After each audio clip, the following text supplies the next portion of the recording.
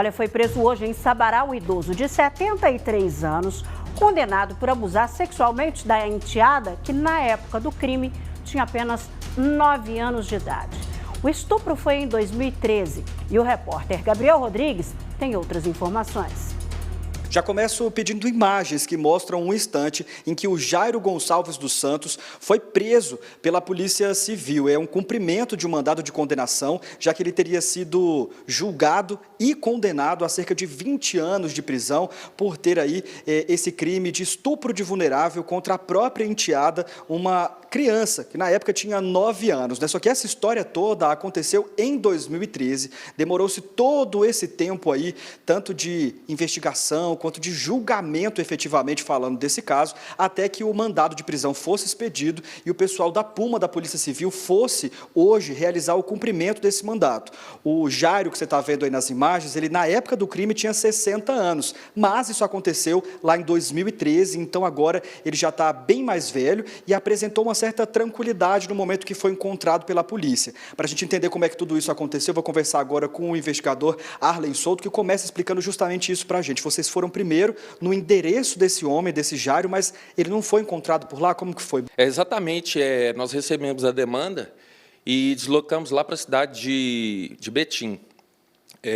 Ao chegarmos lá na residência, nós não logramos êxito, mas de imediato obtivemos informações que o mesmo estaria trabalhando numa empresa em Sabará. Até por isso, nessas imagens que a gente está vendo, ele aparece ali com um uniforme de uma empresa. A gente até borrou, porque a empresa, obviamente, não tem relação com isso, mas ele foi encontrado, então, trabalhando. Exatamente. Nós tivemos a informação, fomos lá, conversamos com o pessoal da empresa que não sabia do fato também, até mesmo porque são informações bem sigilosas que tangem processo criminal.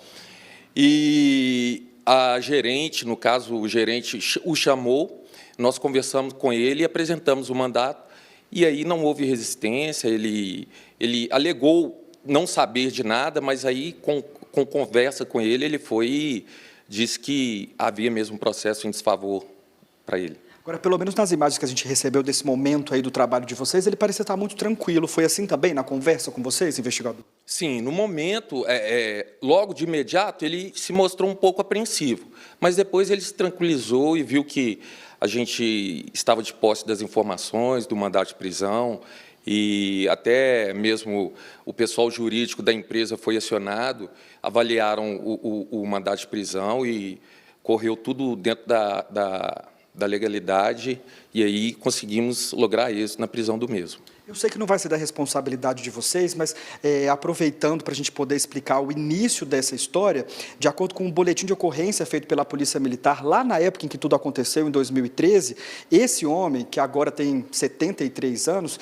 ele teria praticado isso contra uma enteada dele. Como é que foi o início dessa história? O senhor saberia explicar para a gente? Então, diante das informações que nós arrecadamos, ele namorava com a mãe dessa criança.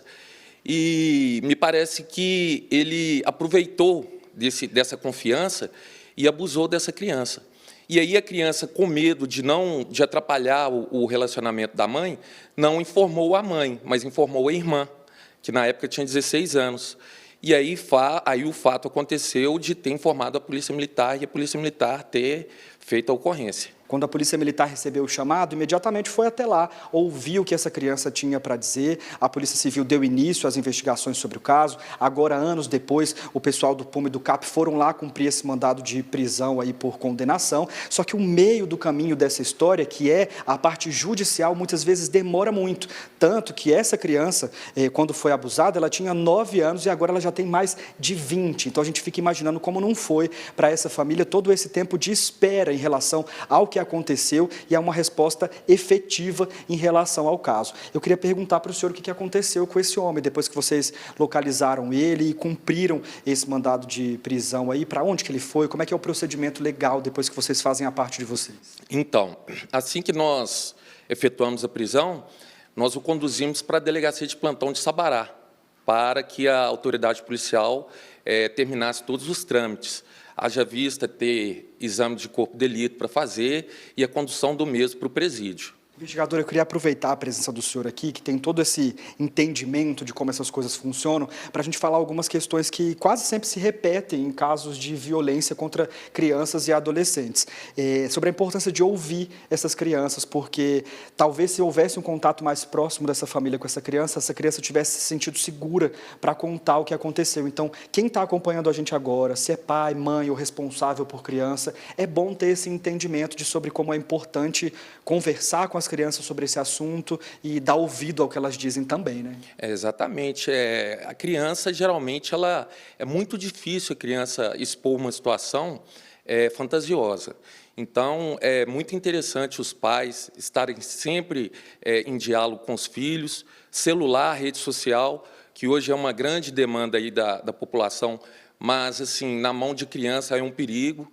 Então, é sempre bom estar policiando os filhos no que tange esse assunto. A gente sempre reforça algumas estatísticas passadas pela Polícia Civil, de outro departamento, mas ainda assim da Polícia Civil, porque eles fazem um levantamento em relação aos casos de violência sexual contra crianças e adolescentes, e essas estatísticas elas mostram que em mais de 80% dos casos, esse tipo de violência é cometido dentro de casa, por alguém que teoricamente estaria acima de qualquer suspeita. Um padrasto, como foi nesse caso em questão agora, um tio, um avô, mas quase sempre dentro de casa e por alguém muito próximo. Então, por isso é tão importante que pais, mães e responsáveis por crianças e adolescentes tenham esse cuidado redobrado em relação a elas, principalmente dentro de casa, obviamente que na rua também, mas para que a qualquer mudança de comportamento eles possam ter um entendimento do que está acontecendo e encerrar esse ciclo de violência o quanto antes, porque saberá há quanto tempo aquela criança de 9 anos, na época em que estava sendo violentada,